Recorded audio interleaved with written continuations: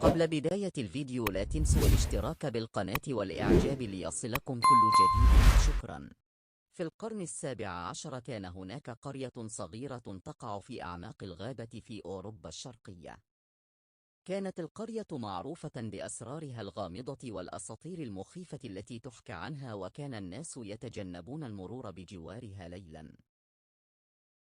وفي ليلة من ليالي الخريف قررت مجموعة من المغامرين المجهولين اختراق حدود الغابة والوصول إلى القرية. وصلوا إلى القرية في وقت متأخر من الليل وهم يحملون معهم مصابيح الزيت القديمة التي كانوا يستخدمونها للإضاءة. عندما وصلوا إلى القرية لم يجدوا أحدا. كان الصمت يسود المكان وكانت البيوت خالية من السكان.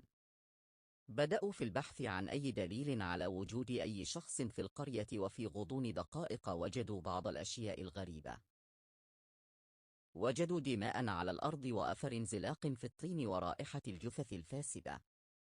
وبمجرد أن وجدوا هذه الأدلة الرهيبة بدأوا يشعرون بالخوف والهلع. فجأة سمعوا صوتا غريبا يأتي من بين الأشجار، وفورا انطلقوا في الهرب مع حمولتهم من المصابيح القديمة. ولكن الليل كان مظلما جدا ولم يكن بإمكانهم الهروب بسهولة.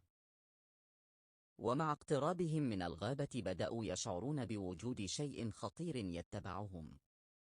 وفي لحظة من الليل أخذوا يسمعون صوت أقدام تزيد سرعتها وتقترب منهم.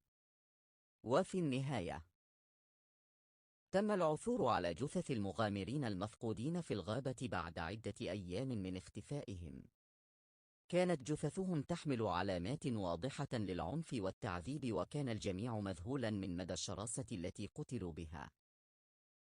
تحدثت الشائعات بسرعة في القرية المجاورة وانتشرت سريعا في جميع أنحاء المنطقة.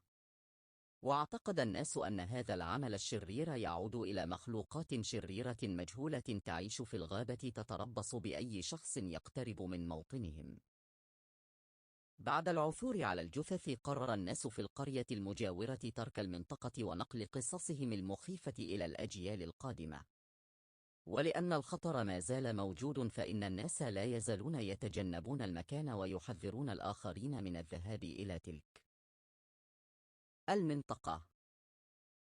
وحتى اليوم لم يتم الكشف عن هوية المخلوقات الشريرة التي تعيش في الغابة، والأساطير والقصص المخيفة التي تروى عن هذه المنطقة ما زالت تخيف الناس. وتظل هذه القرية الصغيرة وحدها في الغابة المظلمة تحفظ أسرارها المخيفة في عمق الزمن.